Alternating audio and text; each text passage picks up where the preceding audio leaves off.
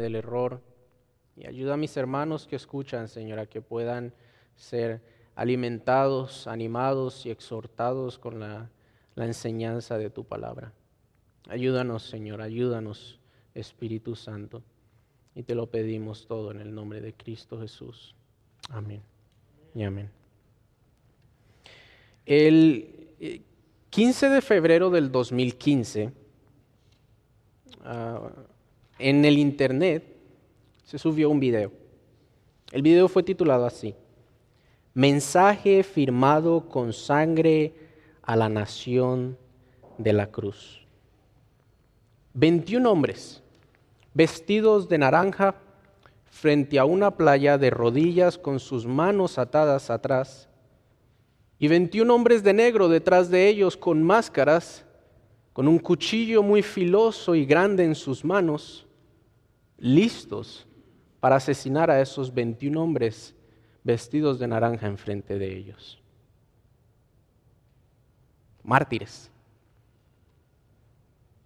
La tradición cristiana nos dice que normalmente los mártires pedían algo antes de que fueran martirizados, lo mismo que estos hombres hicieron.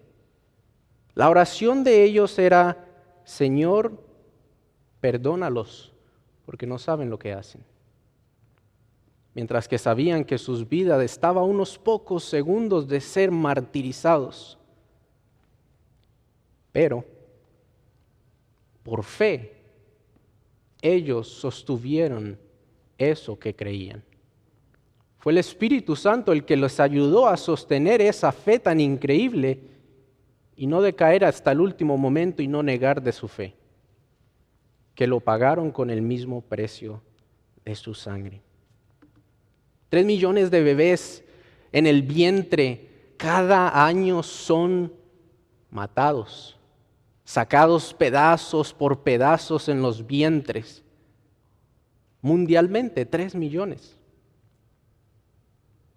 Personas que crecen sin padres, personas que crecen con padres que los maltratan. La maldad, la corrupción tan grande que existe en nuestro planeta. ¿Qué hacemos con esto? Nos preguntamos, ¿cómo puede ser que esto esté sucediendo? ¿Dónde estás, Dios?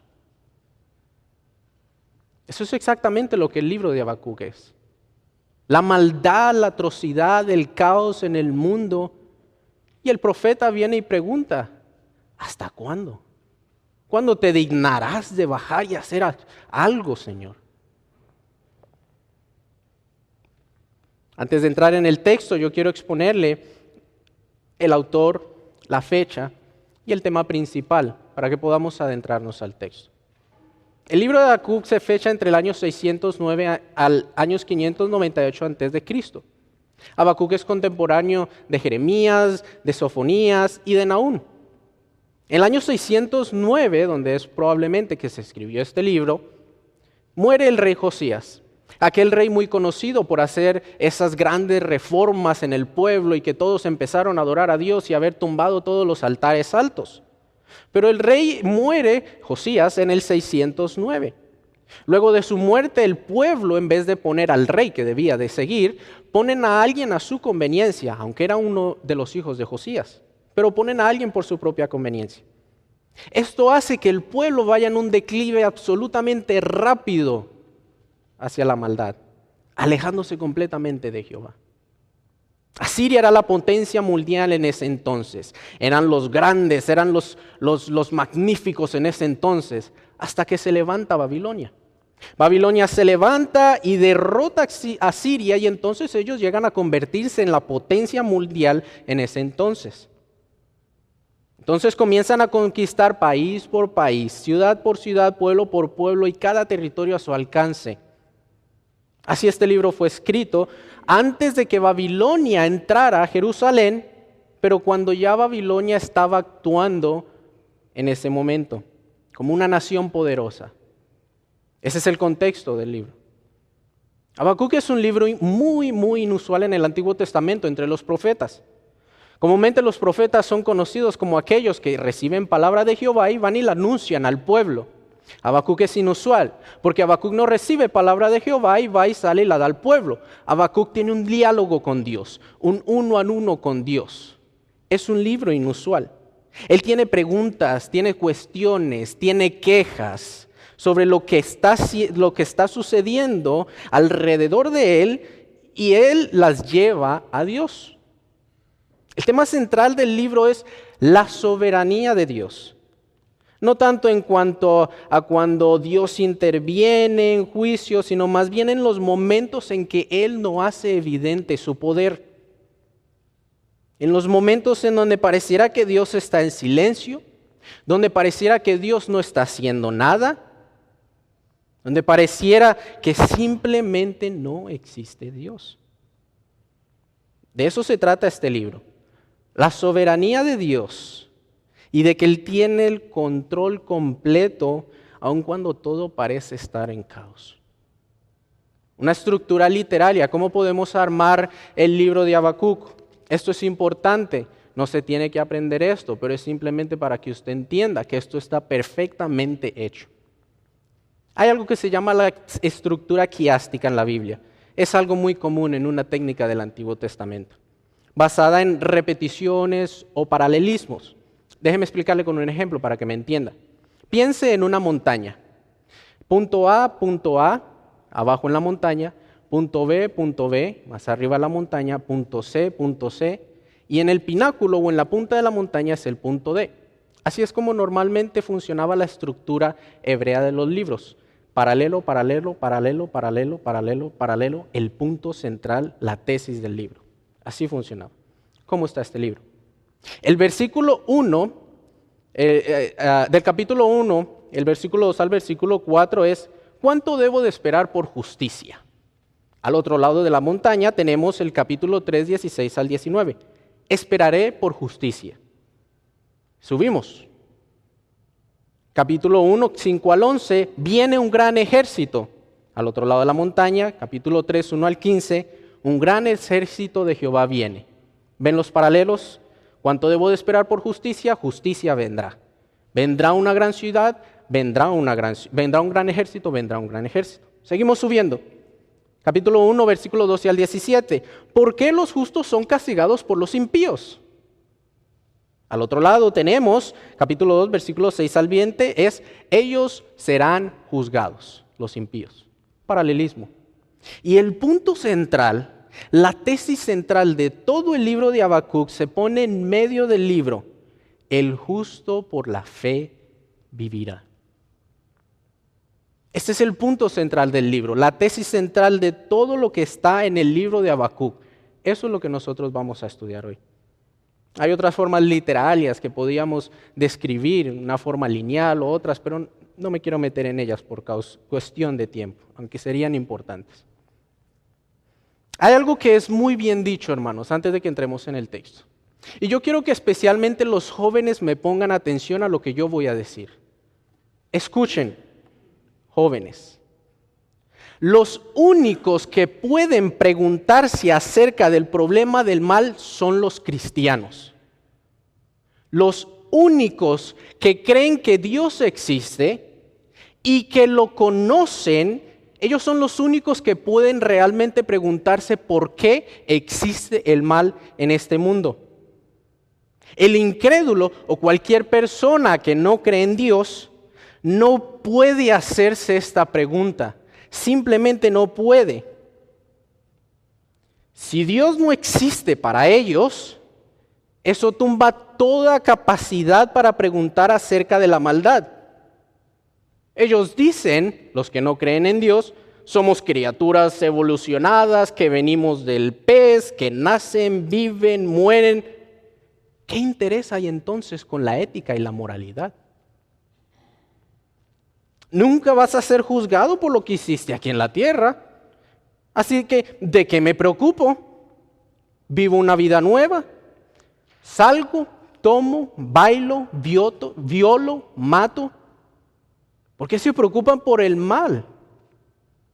Si todo acá abajo se acaba algún día. No hay un estándar de justicia, ni tampoco un estándar absoluto. El incrédulo no puede hacerse la pregunta de por qué existe tanta maldad en el mundo, porque entonces tienen que seguir formulando la pregunta: ¿por qué existe tanta maldad en el mundo si Dios es tan bueno y bondadoso? Se tiene que formular de esa manera, y usted lo encuentra en los escritos de los ateos establecida de esa manera. Los únicos que pueden realmente preguntarse son aquellos que conocen a Dios. Uno de ellos es Habacuc. Él conoce quién es Dios y por lo tanto él lleva esas preguntas a Dios. Él no se queja de Dios, él se queja con Dios, que es algo totalmente diferente.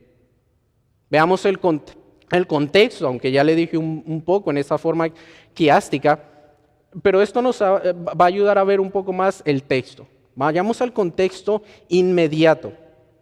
El libro, en el capítulo 1, comienza quejándose el profeta por la maldad del pueblo de Judá. Él se está quejando por la maldad del pueblo del territorio donde están las murallas, Judá. Es un lamento eufórico, un lamento a alguien que ha estado clamando por mucho tiempo. Es alguien que ha estado clamando por mucho tiempo y lo ha hecho en profunda angustia. ¿Hasta cuándo pediré yo ayuda y no me vas a escuchar? ¿Hasta cuándo será que te dignarás en hacer algo? ¿No miras nuestro sufrimiento, Dios? ¿Cuándo te dignarás? Estamos padeciendo y no haces nada. Así empieza el libro de Habacuc. A lo que el Señor en el versículo 5 le empieza a responder a Habacuc. Viene y le trae una respuesta. Pero le dice: asómbrate, Habacuc. Asómbrate porque lo que estás a punto de escuchar, tú no me lo vas a creer. Yo sé que mi pueblo se están matando a espada. Yo sé que ellos están tan malvados. ¿Sabes lo que yo voy a hacer, Habacuc? Voy a traer más matanza y más maldad. Peligro. Eso es antiprosperidad, antievangelio de la prosperidad. ¿Puede usted imaginarse? Quejarse con Dios y decir: Señor, hay tanta maldad, ¿cómo puede ser esto? Y que Él le responda y le diga: no te preocupes, yo voy a traer más maldad. Wow. Eso es impresionante. Habacuc no lo podía creer. ¿Cómo puede ser que vayas a usar a Babilonia? ¿Cómo puede ser eso de que aquí donde nosotros estamos, que somos tu pueblo, en el versículo 2 y 13 nos damos cuenta de que Él conoce a Dios?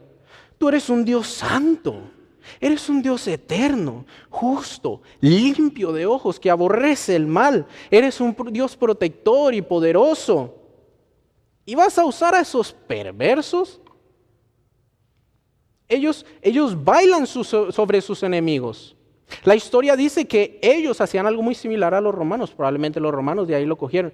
Los babilonios a sus prisioneros los colgaban para alumbrar sus mismas calles.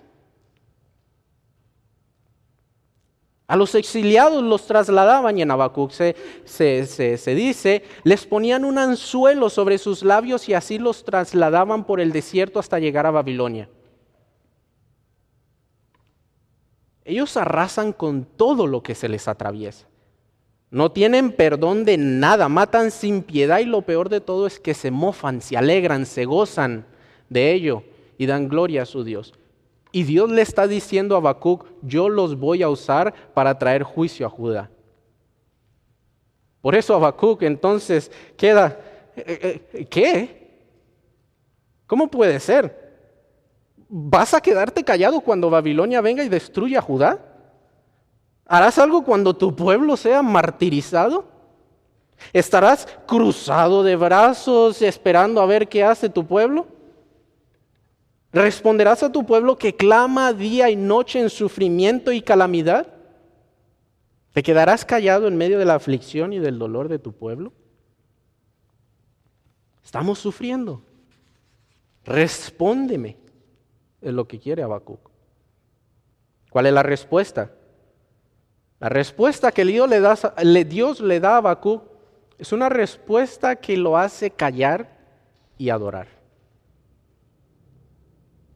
Para esto, yo le traigo hoy 4 puntos en la respuesta que Dios le da a Habacuc a la queja del profeta, que nos enseñará a cómo nosotros vivir pacientemente por la fe en un mundo de caos. 4 puntos en la respuesta de Dios a la queja del profeta, que nos enseñará a cómo vivir pacientemente por la fe en un mundo de caos. En el versículo 1 nosotros vamos a ver la búsqueda por la fe en la palabra de Dios. En el versículo 2 vamos a ver la obediencia por la fe en la palabra de Dios. En el verso 3, la esperanza por la fe en la palabra de Dios. Y en nuestro último punto vamos a ver vivir por la fe en la palabra de Dios.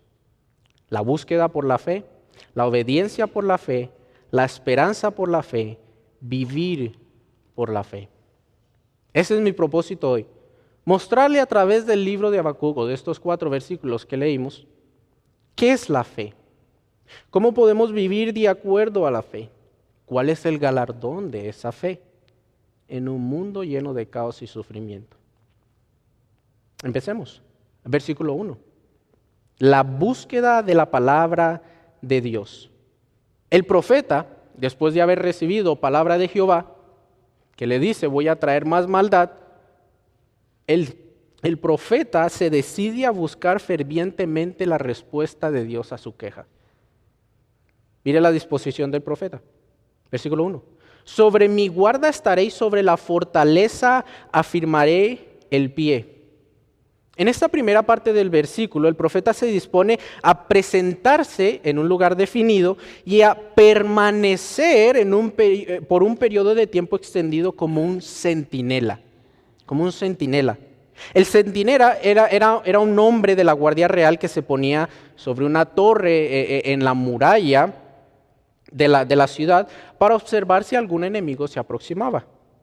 Era un vigilante. Ese centinela podría durar horas y horas y horas parado en un mismo lugar, mirando a un mismo sitio, sin moverse, a ver si algo había fuera de lo normal. Eso era el centinela. También esperaba cuando a veces venía alguien de la batalla que estaban peleando para dar las noticias. Esa manera es en la que Habacuc dice, yo me voy a proponer a estar como un centinela. Yo me voy a presentar ante Jehová y voy a permanecer como un vigilante hasta que la respuesta me venga. El versículo sigue diciendo, y velaré para ver lo que se me dirá y qué he de responder tocante a mi queja. En la segunda parte del versículo, el profeta ahora se dispone a observar. Es un paralelismo. Lo que quiere decir este primer versículo es un énfasis. Él se está proponiendo a esperar la respuesta de Jehová. Se dispone a observar con diligencia y atención a esperar la respuesta de Jehová. El profeta él no podía moverse sin la palabra de Dios. Él no podía hacerlo y lo sabía muy bien. Él necesitaba obtener una respuesta por parte de Dios y con fe esperar a que llegara, pero también que no se encontraría una respuesta si no la buscaba. Este primer verso nos denota la responsabilidad humana y la soberanía de Dios.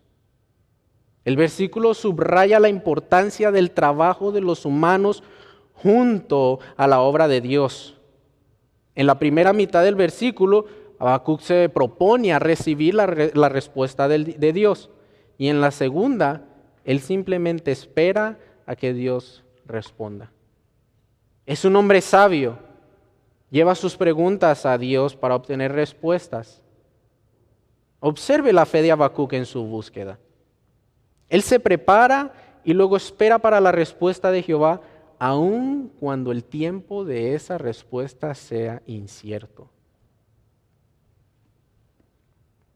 Nosotros tenemos la responsabilidad de ser diligentes en la búsqueda de la palabra de Dios. Si tenemos preguntas, en vez de estar buscando en otros lados, nosotros por fe tenemos que abrir este libro y buscar. Si tenemos quejas, no nos quejamos de Dios, nos quejamos con Dios. ¿Y luego qué hacemos? Luego esperamos como Habacuc lo hizo. Vivimos en una sociedad que nos ha enseñado el tiempo es oro. Vivimos a la carrera, rápido, una sociedad agitada que en vez de estar por fe buscando la palabra de Dios, está buscando llenar sus propios egos, sentirse satisfecho en la búsqueda del éxito, la soberbia. No, amados, debemos de ser diligentes como un centinela, así como Habacuc se propuso a buscar y esperar con fe en la palabra de Dios. Él quería una respuesta sobre lo que Dios estaba haciendo. Y quería entender el carácter de Dios y su propósito en la historia. Y él solamente lo podía hacer buscando la revelación de Dios. Nosotros ya tenemos la revelación de Dios. Está en la palabra.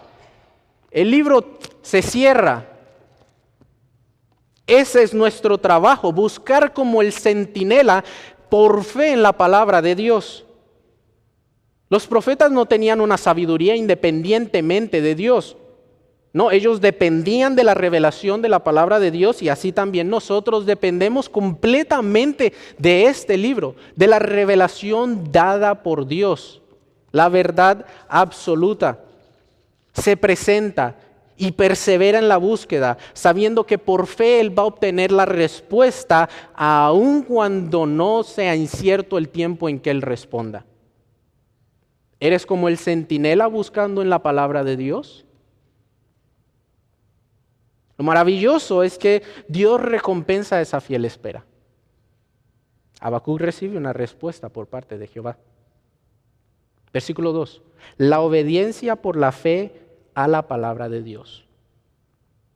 El versículo 2 y el versículo 3 están íntimamente conectados. Esto va a preparar al profeta para la revelación del versículo 4. Y Jehová me respondió y dijo, escribe la visión y declárala en tablas para que corra el que leyere en ella. Era muy común en el tiempo antiguo que ellos, ya sea en lugares específicos como en puertas o en paredes, lo usaban como tablones de anuncio. Allí ponían noticias o anuncios locales de ellos, en paredes o en puertas.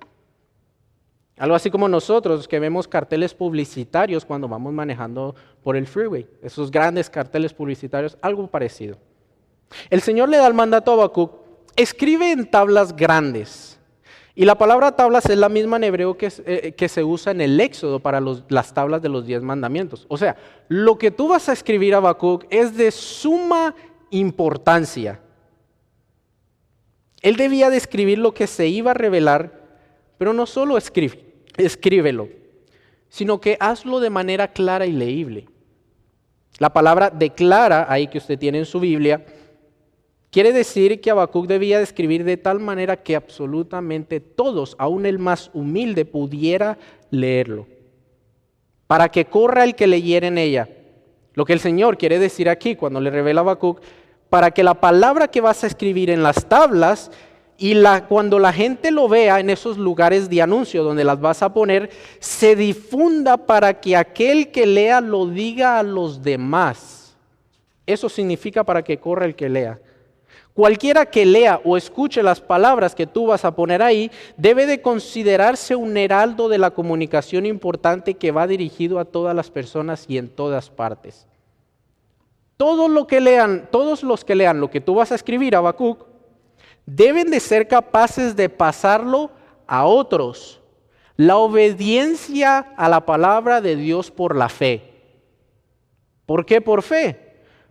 Porque ellos no van a ver el cumplimiento de esa palabra que debían transmitir. Wow. Pero obedecieron. La pregunta, ¿cómo sé yo que obedecieron? Porque tú y yo estamos aquí. Esa palabra se pasó de generación en generación y nosotros somos el presente resultado de que esa palabra se ha estado transmitiendo. Así como Habacuc obedeció escribiéndolo y poniéndolo en el tablón de anuncios, haciéndolo sencillo y leíble para todos, también aquellos que lo leían debían de obedecerlo. ¿Qué decía? El justo por la fe vivirá. Pero mi hermano, así como Habacuc, nosotros tenemos la responsabilidad de obedecer por fe, aunque nunca veamos la promesa en el tiempo presente. El propósito es que este mensaje pudiera ser preservado y transmitido de generación en generación. Es exactamente lo que a nosotros se nos ha dicho. Se nos ha mandado a obedecer la palabra de Dios por la fe y a transmitirla a todos los que hallemos de generación en generación. Podría citarle el verso que el pastor leyó en Hebreos 11:8, que es lo que dice: Abraham obedeció a la palabra de Dios por la fe. Y Abraham nunca vio el cumplimiento de esa promesa. Pero el Señor lo llamó y él habitó de tienda en tienda toda su vida y nunca vio la promesa, pero por la fe obedeció. Es por la fe que obedecemos a la palabra de Dios, aun en un mundo lleno de caos, aun en un mundo lleno de sufrimiento, donde pareciera que Dios no está actuando, que está en silencio. ¿Está Dios todavía ahí? Busco y no hay respuesta. Mis hermanos, sigue perseverando, sigue buscando, pero sigue buscando en la palabra. Que la respuesta está allí y cuando la encuentres, tú eres mandado a obedecerlo. Así como a Habacuc se le dio el mandato, escríbelo y hazlo leíble. Tú tienes el mandato de que busques y obedezcas a lo que la palabra de Dios dice. Ahora, no obedecemos a un texto fuera de contexto. No obedecemos a revelaciones exteriores. No, nosotros obedecemos lo que la palabra de Dios dice y lo pasamos de generación en generación. Esto nos abre a nuestro tercer punto, porque aunque la respuesta era incierta, mire el verso 3. La esperanza por la fe en la palabra de Dios. Dice así: aunque la visión tardare aún por un poco de tiempo, más se apresura hacia el fin, y no mentirá. Aunque tardare, espéralo, porque sin duda vendrá, no tardará. El versículo 3 es la motivación del versículo 2. El verso 3 garantiza que el mensaje ciertamente se cumplirá. Por tanto, Habacuc obedece y proclámalo. Espera por la fe en su palabra. Jehová le está diciendo a Habacuc: la visión se cumplirá en un tiempo incierto para el hombre, pero bajo la voluntad de Dios será perfecta. Esto no se va a mover a la agenda del hombre, no, esto se va a mover al calendario de Dios. El pueblo escogido de Judá está sufriendo terriblemente y Babilonia vendría y arrasaría con todo. Pero Dios le dice: yo voy a hacer justicia. Y la pregunta es: ¿a qué tiempo? ¿Cuándo? Mis hermanos, ponle atención a esto. Dios no conoce el futuro y por tanto puede hacer jugadas y malabares para que todo salga a su plan mientras que el tiempo avanza. No. Dios controla el futuro y por tanto Él lo conoce. A su tiempo Él haría lo que había declarado en su palabra. La frase que usted encuentra en su Biblia en el verso 3 que dice: mas se apresura hacia el fin, es una frase maravillosa. Una manera más literal sería: y jadea hasta el fin. Jadea. Se refiere a un respirar agitado. Así como cuando uno corre una milla, bueno, yo no sé usted, yo corro una milla y siento que me estoy muriendo, pero usted corre una milla y ese respirar agitado, cuando usted para, eso es un jadeo. Así que la visión, lo que se está refiriendo aquí, esa visión tiene vida, Habacuc. En el sentido de que tiene ese ardor, tiene ese afán de ser cumplida. Ella se apresura hacia el fin, ella se apresura a la terminación del poder babilónico. No miente porque es la palabra de Dios. Y por tanto, Habacuc debía de creerlo y tener la esperanza de que esa palabra se cumpliría aunque no supiera cuándo. Aunque tardare, espéralo. porque sin duda vendrá y no tardará. Aunque Dios parece estar en silencio en el tiempo de Habacuc y ver que no actúa o que simplemente no está haciendo nada, de acuerdo a con nosotros, eso trae duda. No estás actuando, ¿qué pasa? Eso trae duda. Pero el Señor le dice, y mírelo usted mismo en el verso 3, espéralo. Eso en el hebreo es un mandato, es un imperativo. Habacuc, espera en mi palabra. Espera en mis promesas. Confía en que yo estoy haciendo algo, aunque tú no puedas comprenderlo. Aunque tus perspectivas humanas pareciera que yo estoy en silencio, espera por fe que se cumplirá, vendrá y no tardará. Salmo 70, 4 al 5, Ezequiel 12, el 15, amplían un poco en esto. Ezequiel 12, 25 y Salmo 70, 4 al 5. Cuando nosotros usamos la palabra esperanza, generalmente nos referimos a un estado emocional, de deseo de nuestros corazones con respecto a lo que nos gustaría que sucediera en un cierto futuro.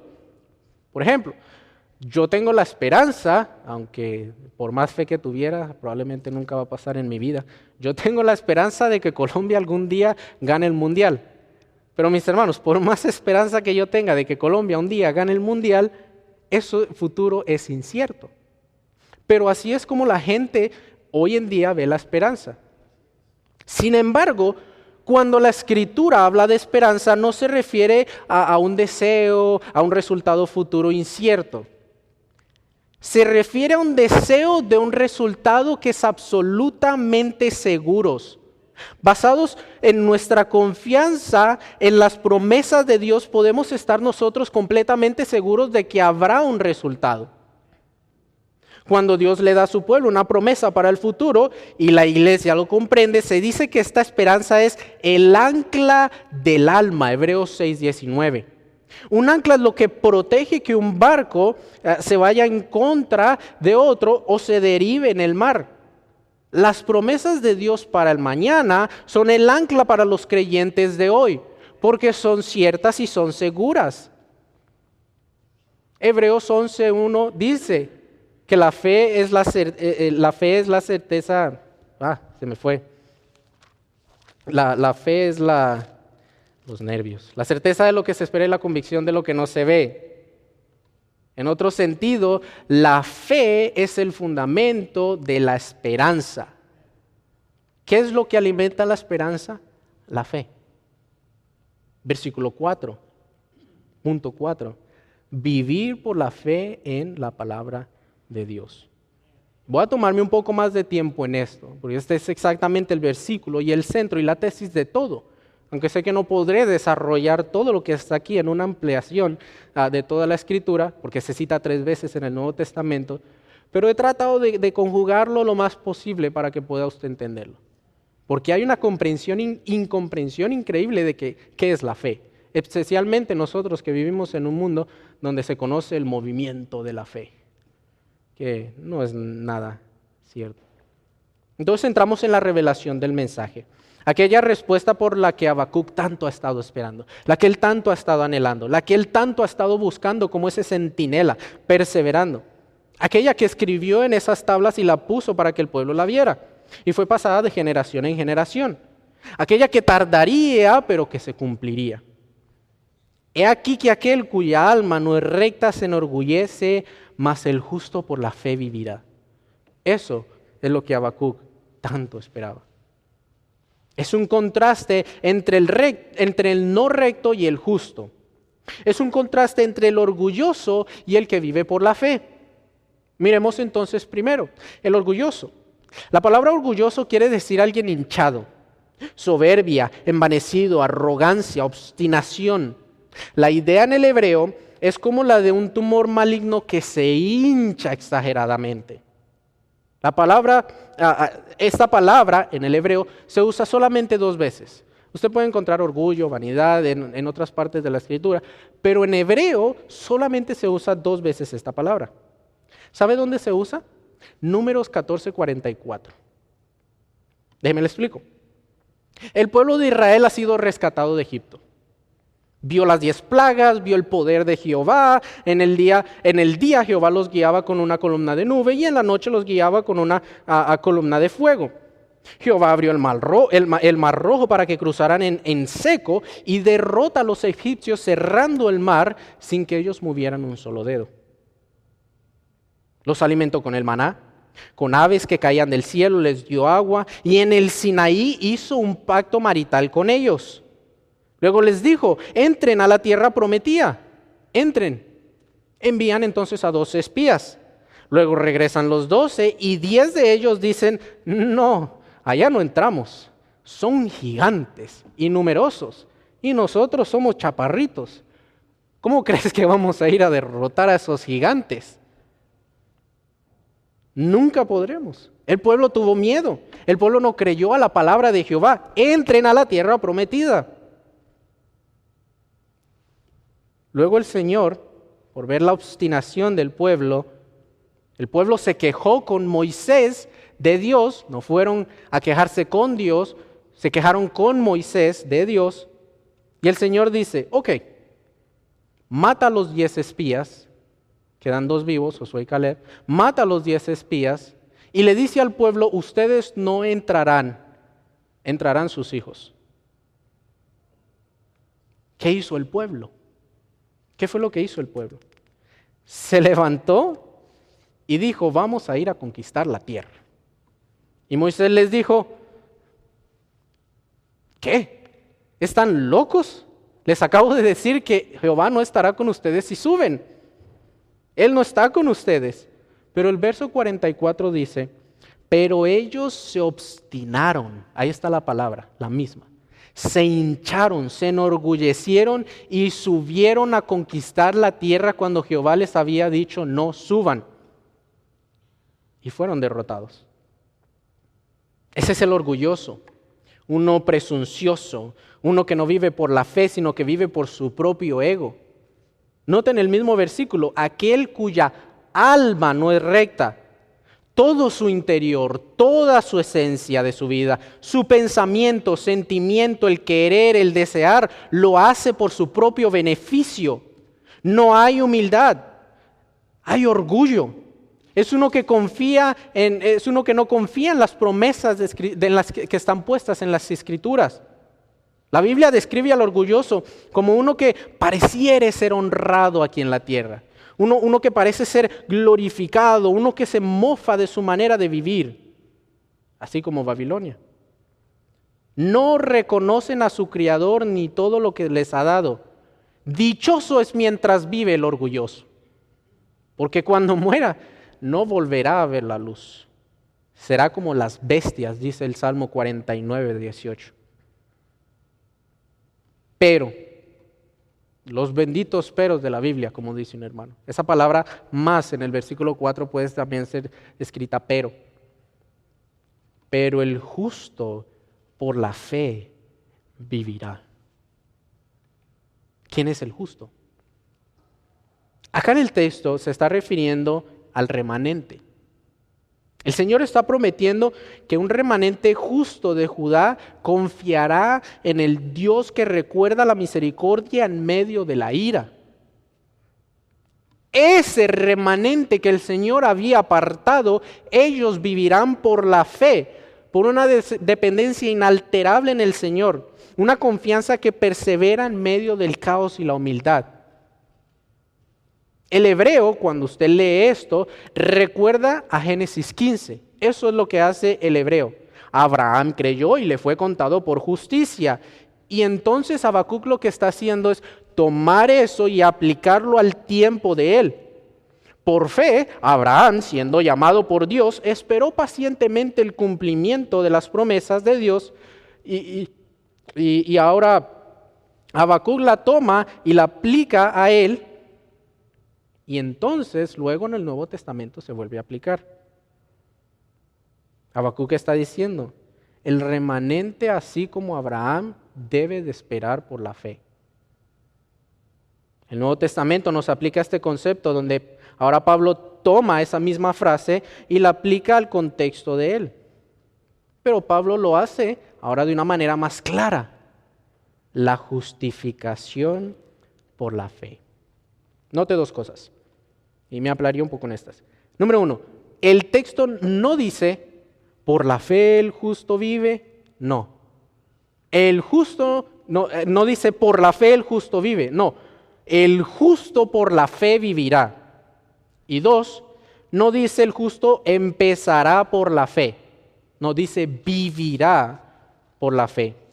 El justo, mis hermanos, es aquel que confía en Dios en medio de un mundo caótico, en medio del sufrimiento, en medio de las aflicciones. Es aquel que confía en Dios y que cree completamente en Él y en su palabra. No que cree en Dios, porque hay muchos que creen en Dios, sino que uno que cree a Dios. Eso es diferente. La Biblia, mientras tú lees de Génesis a Apocalipsis, es una revelación progresiva. Cada vez que avanzas se va revelando más y más y te va ampliando más y más el concepto. ¿Cómo entonces es que se aplica esto en el Nuevo Testamento? Bueno, veámoslo en los tres pasajes donde se cita de manera rápida. Romanos 1, 16 al 17.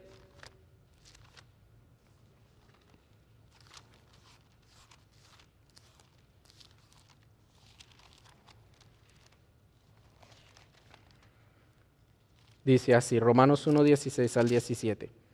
Porque no me avergüenzo del Evangelio, porque es poder de Dios para salvación a todo aquel que cree, al judío primeramente y también al griego. Porque en el Evangelio la justicia de Dios se revela por fe y para fe, como está escrito, mas el justo por la fe vivirá. Esto es la tesis central del libro de Romanos. Es el tema principal. Pablo en toda su carta va a ampliar acerca de esto. El justo por la fe vivirá. Es la tesis central del libro de Romanos. Pablo da su tesis al principio, justificación por la fe sola, y el justo por la fe vivirá. Y el resto del libro de Romanos desarrolla esa tesis. El Evangelio, cómo somos justificados por la fe en Cristo. Pablo dice, el hombre está totalmente depravado, perdido en sus delitos y pecados y bajo la ira de Dios. ¿Qué puede hacer el hombre? ¿Por la fe vivirá el justo? No. El justo vivirá por la fe. Es muy diferente. Primero es justificado, luego por la fe vive. Ese es el orden bíblico. Tú no puedes creer si Dios no hace una obra inicial en ti. No puedes.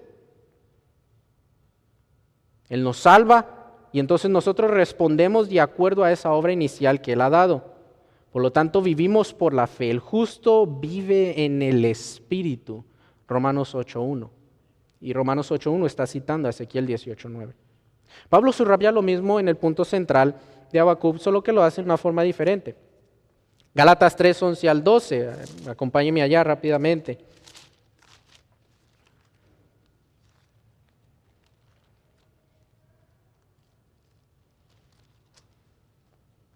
Gálatas 3:11 al 12. Dice, y que por la ley ninguno se justifica para con Dios. Es evidente, porque el justo por la fe vivirá. Y la ley no es de fe, sino que dice, el que hiciere estas cosas vivirá por la fe. El texto no dice, el justo empezará por la fe. No. Toda la escritura desde Génesis hasta Apocalipsis dice, el justo por la fe vivirá cada día, cada palabra que sale de la boca de Dios. No decimos que ahora entonces nosotros somos cristianos por la fe y entonces nos vamos a buscar otro pan que me sostenga mientras que yo vivo en esta vida cristiana. No, el justo por la fe vivirá momento a momento, día tras día, año tras año por fe y para fe. Se empieza por una fe, se camina por la fe y se termina por la fe. Si hay algún punto donde piensas que tú tienes que agregar algo de obras o de justicia propia, experiencias místicas, entonces caes en el error de los Gálatas. Los Gálatas estaban siendo tentados a dejar de confiar en Dios, aunque teológicamente estaban correctos. Eso es increíble. Justificación por la fe sola se nos está mostrando Pablo al citar a Habacuc. ¿Para qué estamos confiando en Dios? ¿En qué tipo de circunstancias estamos confiando en Dios? Estamos confiando en Dios para nuestra salvación en medio de un mundo caótico. Eso es lo que estamos haciendo. Si Dios dice algo, nosotros lo obedecemos y lo hacemos. No somos llamados a confiar de Dios en medio de un paraíso donde todo es hermoso y bello y gloria a Dios. Eso fue solamente para Adán. Nosotros somos llamados a confiar de Dios a Dios en medio de la anarquía, en medio del sufrimiento, en medio de las calamidades, en medio de un mundo caótico. Ese contraste, Pablo lo aplica de Habacuc 2:4 en su tiempo. El contexto de Habacuc con el libro de Romanos y de Gálatas es un ejército diferente, un castigo diferente. Pero el problema espiritual que tenía el pueblo de Judá en el libro de Habacuc y el problema espiritual que tenía el pueblo de Israel con sus líderes era el mismo. ¿Y cuál es la respuesta? Es la misma: confía en Dios por la fe. Los cristianos del Nuevo Testamento crucificaron al Mesías, rechazaron todas las palabras que Él les dio. Y Jesús dice lo mismo: piedra sobre piedra no quedará, y concluyó con los romanos. Así como los caldeos que iban a destruir todo Judá, ¿qué debía de hacer el justo en medio de esto? ¿Qué debían de hacer los romanos y el pueblo de Israel? Debían de confiar y de vivir por la fe. Pablo toma la incredulidad de Judá en Habacuc y lo aplica a ellos. Eso dice Hechos 13, 39 al 41. Los contemporáneos de Habacuc no querían creer a Dios, así como los religiosos en el tiempo de Pablo. A través de toda la historia, póngame atención, hay solamente dos opciones. La primera opción es fe en Dios y la segunda opción es fe en ti mismo. Esas son las dos opciones. Ese es el contraste de Habacuc 2:4. Fe en Dios o fe en ti mismo. La única criatura en que puedes confiar es en ti mismo, es lo que es el orgulloso. Solo puedes confiar fielmente en otro si ese otro es Dios. Él te abre un camino a Cristo Jesús y solamente así puedes confiar en Él. Así que déjeme explicarle rápidamente. Vivimos en una cultura que les enseña a nuestros hijos: cree en ti mismo. Abre dentro de ti, busca y cree en lo que el potencial que puedes sacar. ¿Cómo obtuviste ese logro?, le preguntan a los jóvenes hoy en día. Yo entré a mí mismo tan profundo y creí en mí mismo, el potencial que tengo. Aleluya. No. Es el mismo mono con un diferente disfraz. ¿Por qué harías algo tan tonto? ¿Sabes lo confiable que eres tú? ¿Cómo te ha estado funcionando eso de creer en ti mismo? El tema central de este libro es el problema de la maldad y cuando Dios promete lidiar con esa maldad, pero la dificultad viene en comprender la necesidad de la fe, porque Dios rara vez trata esos problemas en la misma manera en que nosotros trataríamos el problema del mal. Si nosotros fuésemos lo que tratáramos con el problema del mal, estoy seguro de que yo diría: Señor, manda un montón de ángeles y erradica toda la maldad. Hazlo y justos ahora sí vivimos en la tierra. Pero ¿qué es lo que Dios hace? Mis hermanos, Dios envía a su Hijo para que sea maltratado y para que Él muera en una cruz. Dios está lidiando perfectamente con el mal de una manera que lidiaría con el mal, de la manera en que yo no lo haría. Y Dios lo hace bien por definición. Y tú no puedes argumentar con Dios. ¿Quién es el justo? Romanos 1:17 y Gálatas 3:11 y nuevamente en Hebreos también nos muestra lo mismo. Dios es el que justifica y Él nos pronuncia justos y nos rascamos la cabeza. ¿Cómo puede ser que un Dios tan santo, que un Dios tan justo, me diga que ya no eres culpable? Me ponga vestiduras nuevas y me diga justo. Porque el juicio puesto sobre nosotros, Cristo lo cargó. Cristo murió, ese dicho, Cristo murió para que yo viviera. Falso, mis hermanos. ¿Sabe lo que dice la Escritura? Dice: nosotros hemos sido juntamente crucificados con Él, hemos sido sepultados juntamente con Él y hemos resucitado juntamente con Él. En el momento en que el hombre es injusto, en un momento el hombre es injusto y en otro es justificado. Zacarías 3, yo estaba leyendo ayer en mi devocional, el sacerdote Josué es puesto enfrente de Jehová y del ángel y le dice, quítale las vestiduras al sacerdote Josué y ponle unas vestiduras limpias y blancas, quítale esa pudredumbre que tiene encima. Eso es la justificación, cuando el Señor te quita esa pudredumbre y te pone un vestido blanco y renuevo. Tú no puedes hacer eso por ti mismo, es Dios el que justifica. Así que, por fe y para fe, es en todo el camino. Aquí es donde todo se nos hace trizas. Aquí es donde todo se va hasta abajo. ¿Por qué hay mal en este mundo y cómo debemos de vivir nosotros por la fe? ¿Qué nos enseña la Escritura? La fe requiere un objeto. De lo contrario, estamos ponle atención, ante un ejercicio sin sentido. Si pretendemos tener fe en nuestra fe, recuerde el texto de Abacú, es claro, o es fe en Dios o es fe en ti mismo. Y cuando no tienes fe en Dios, está teniendo un tipo de ejercicio mental, donde intentas tener fe en tu fe, y tener fe en tu fe es una fe en ti mismo, es orgullo. La fe es la respuesta natural y ordinaria a las fidelidades precedidas de Dios, dice un comentarista. Cuando tú ves a Dios como es Él, cuando tú ves a Dios lo que Él ha hecho, cuando comprendes a Dios como el fiel y lo ves como el fiel, tú respondes adecuadamente. Esa respuesta adecuada es la fe.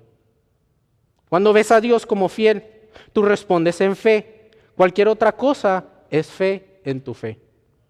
En otras palabras, y esto me encantó, es la calidad y la confiabilidad de la fidelidad de Dios, no la calidad y la confiabilidad de la fidelidad de tu fe. Por eso Jesús dijo, si tuvieres fe como un grano de mostaza, podrás trasladar este monte y decirle, vete para allá. Jesús dice que lo que importa es el objeto de tu fe y no la fuerza y la energía de tu fe. Fe requiere un objeto. El punto central no es qué tan fuerte es tu fe. Déjame darte un ejemplo. Si un hombre dice que cree volar, yo sé que yo puedo volar, y su fe es tanta que se sube a un edificio y se tira, pregunta, ¿voló? No. ¿Cuánta fe tenía? Mucha, que se tiró.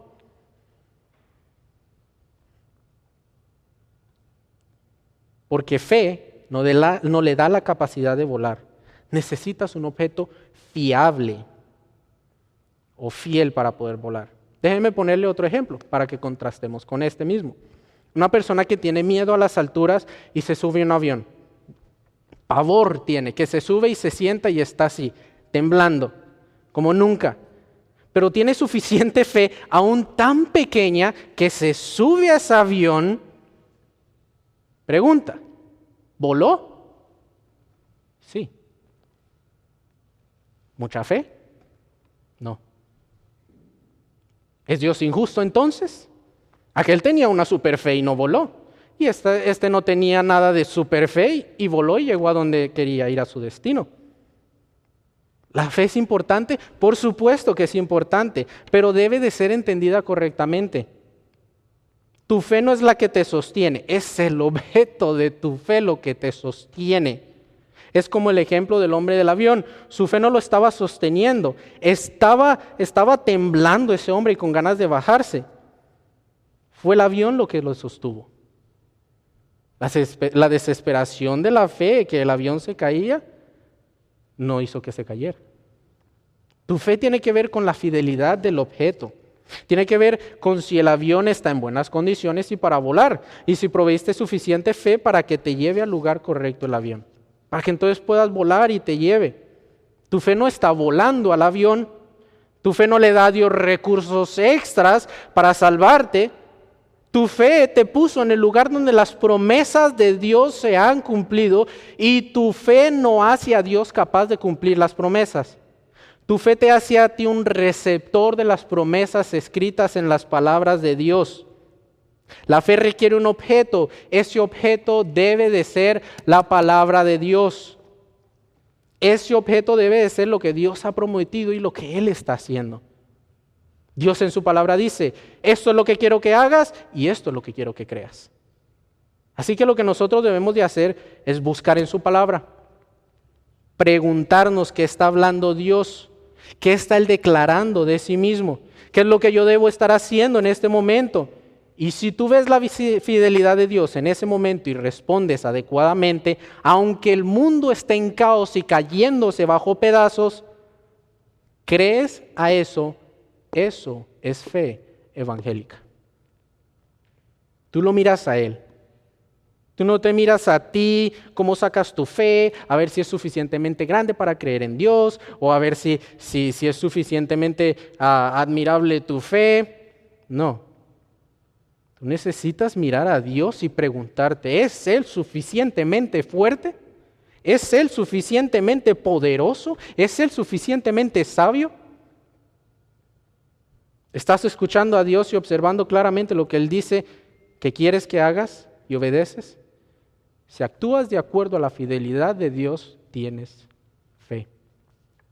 ¿Estás afligido, decayendo en duda, en aflicción, en medio de un caos que tú no puedes comprender? ¿Cuál es la respuesta?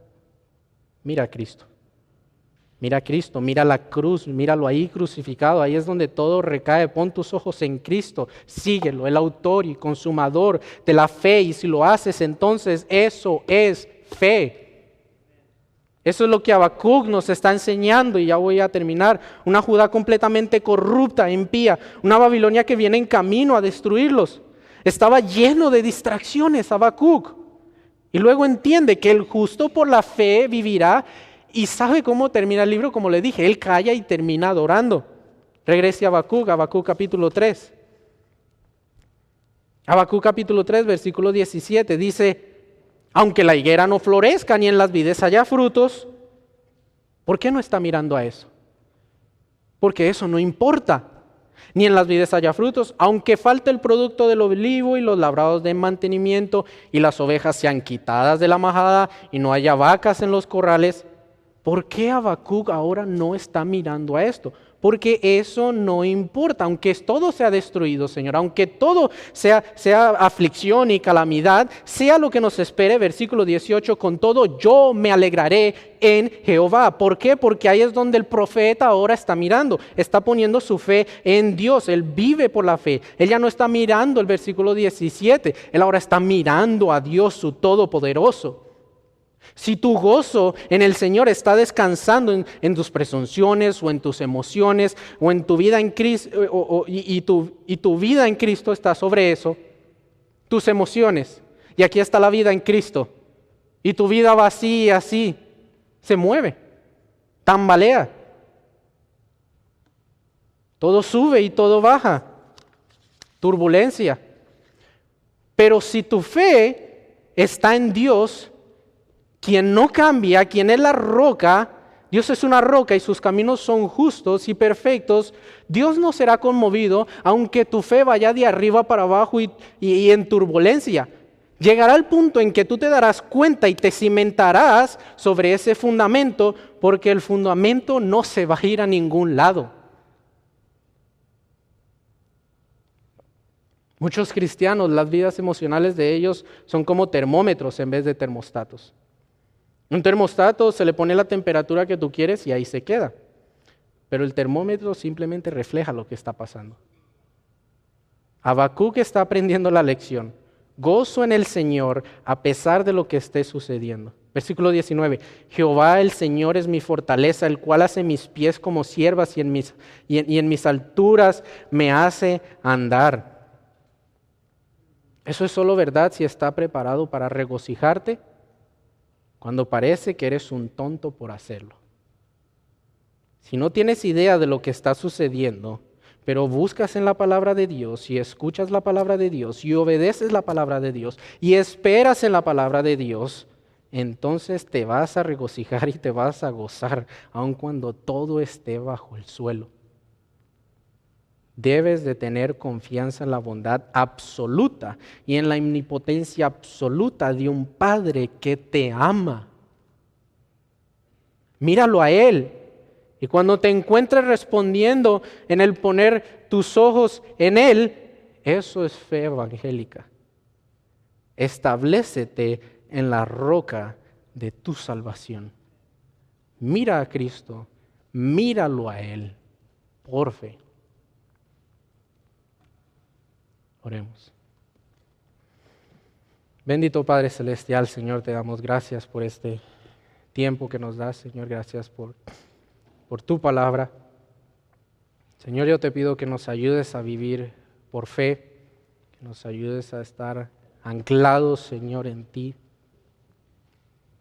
Como oraba, Señor, aquel hombre, ayuda a mi incredulidad, ayuda a esa duda que hay en mí. Ayúdanos a no mirarnos a nosotros mismos y a poner nuestra fe solamente en Cristo, en tu palabra, en las promesas en tu palabra. Ayúdanos, mi Señor. Te necesitamos. No podemos por nuestras propias fuerzas. Nuestro orgullo y nuestro ego nos ataca. Nuestra carne, Señor. Ayúdanos a vivir en humildad, a esperar, Señor, por fe a tus promesas, aunque no la veamos nunca cumplidas. Te lo pido en el nombre de Cristo Jesús. Amén.